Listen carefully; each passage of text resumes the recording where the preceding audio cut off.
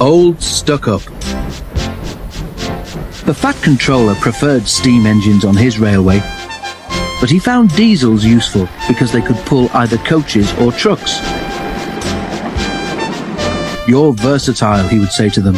"Real mixed traffic engines." Boko and Bear were proud of this, but James was not impressed.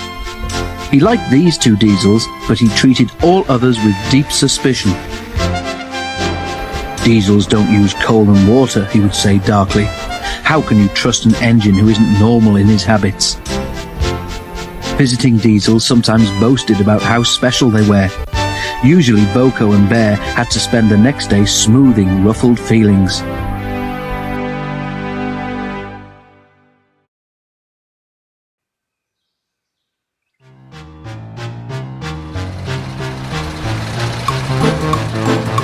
One day, a particularly haughty diesel came from the other railway.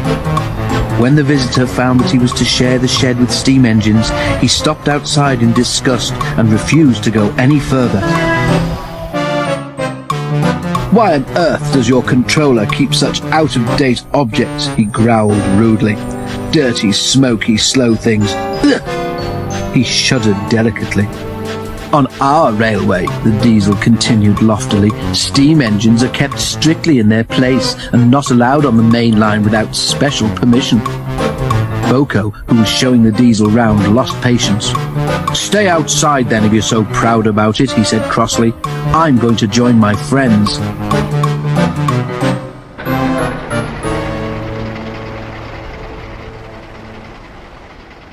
"I hope it's cold tonight and he can't start in the morning," snorted James. "At least someone might want to preserve us. Who'd need him? Old Stuck-Up."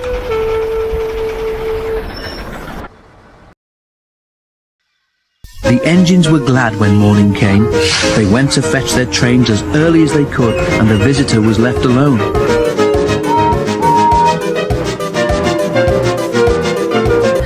"That's better," he purred to himself. "How can an engine rest in all that hissing and clanking?" The cleaning equipment and fuel supply were in the part of the shed which Boko and Bear shared.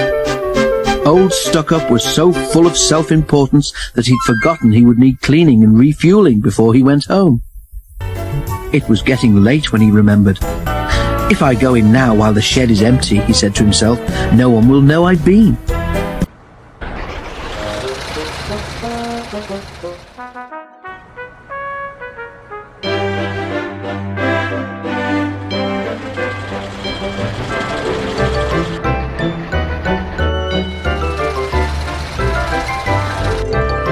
He scuttled forward quickly, too quickly.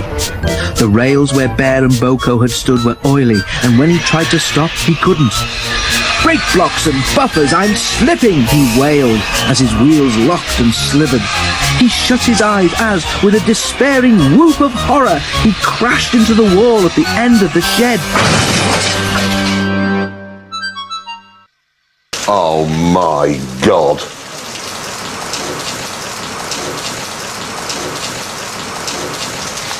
Hammond!